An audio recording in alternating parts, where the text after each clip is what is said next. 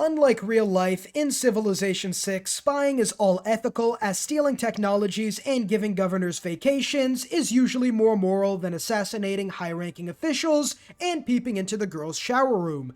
In this Civ 6 video, I'll be showing you why you're using spies more wrong than my answers to college exams, and why, unlike me, you still have hope.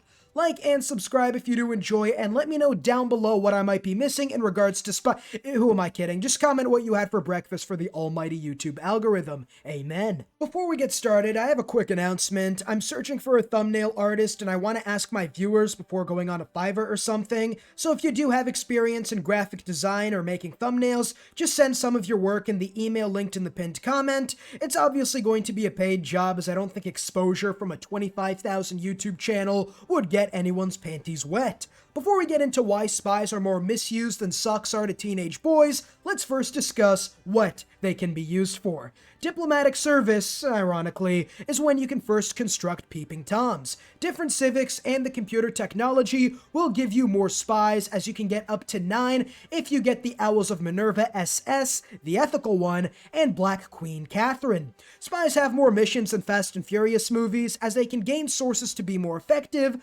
listening posts to get more Diplo visibility, siphon funds like a human succubi? I don't know. Steal a great work to put into your museum, which is by far the most unrealistic one. Like, I steal a great work from Eleanor or something, she comes to visit my museum, and she's like, "Oh man, we had a piece just like this before it got stolen last month." Wait a minute, give me back my Donda 2 album, you bitch! Sabotage production by peeing on the gears to Melta.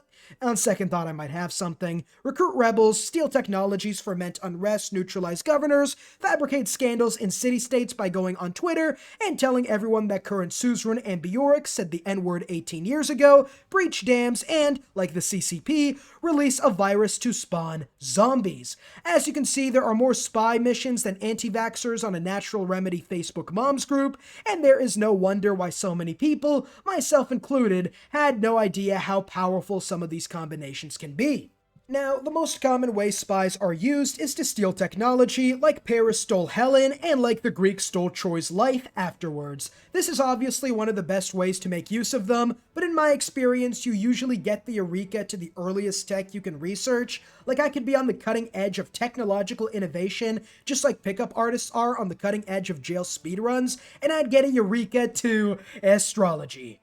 Which, if the spy who did that was a real person, he'd make like Australian presidents and disappear. So how do you counter this? Simple, make sure you keep up on Eurekas. Now, this might seem even simpler than Lenny from Of Mice and Men, but at the end of the day, you spend 10 turns building the spy, 3 turns slaving away to get him to the city, before waiting 10 whole turns to steal a technology, and he comes back with a map of the Milky Way. Nah, that's an even bigger disappointment than stoners who dropped out of college with career aspirations of getting so high you get to Mars before Elon Musk. I'd like for the game to make like actors moving to Los Angeles and just take my order for which tech I want, like in Civilization 5. But the problem is that's almost never going to happen, as I think they're pretty much done with Civ 6 at this point, but there are multiple other ways most spies can be used, like great work heists, sabotage production, siphon funds, etc., but they all have their own problems. Great works are only worth it for culture victories, and if you have enough space, and if the AI has the great works you have enough space for. Sabotaging production is kind of useless, as you can just rebuild it in 5 turns anyway, so you just remove 5 turns of production from the AI, which probably isn't going to slow them down too much, considering that they get massive modifiers. And siphoning funds is really only worth it if you can get thousands of gold, or you're role-playing a real-life politician. So how do you use spies to their greatest extent?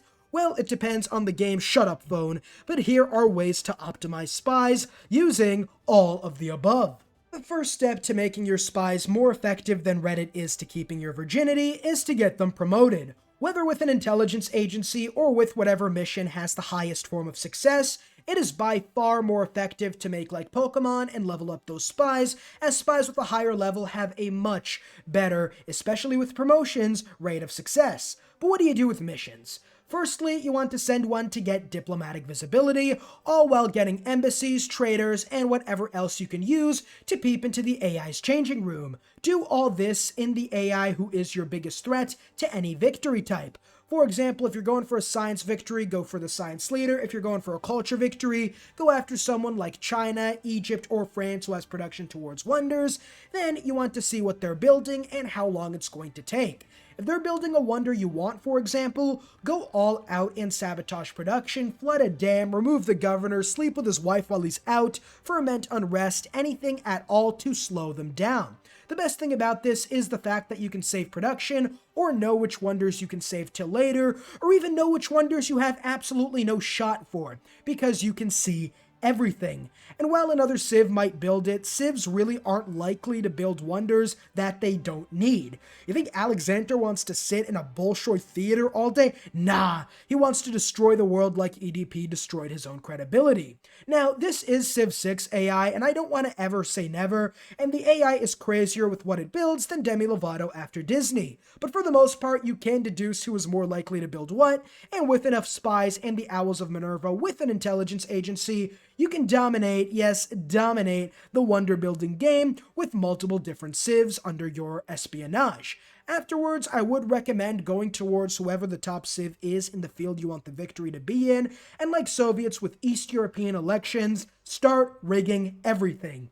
Send some spies to steal techs if you're all caught up in Eurekas, or you're far behind in science in general, but other than that, you want to either go to city-states and start, fabricating scandals so that you can become suzerain for more Diplo favor, or in AI civs, you want to sabotage production, neutralize governors, arm the insurgents, and whatever else slows down the leader, while setting him or her maybe, with a war with your allies. And not you, though. You just want to sit back and enjoy the show, like slaves after Sherman rolled through Georgia faster than Europe rolled through Africa. With the AI fighting an espionage and a war against 3 or 4 major powers, they will slow down. And unless they're a superpower and end up taking your ally cities, which, be careful of that, this right here is a lot more effective for multiple reasons. A, slowing down the AI is more effective than any small benefits to yourself. It's like trading that random Eureka you could get for 3 infantry units to spawn in enemy lands. Rebels work a lot better if Babylon is in the game, by the way, which will end up pillaging at least 6 to 9 tiles, wrecking the AI's economy, or even breach the dam for the same effect.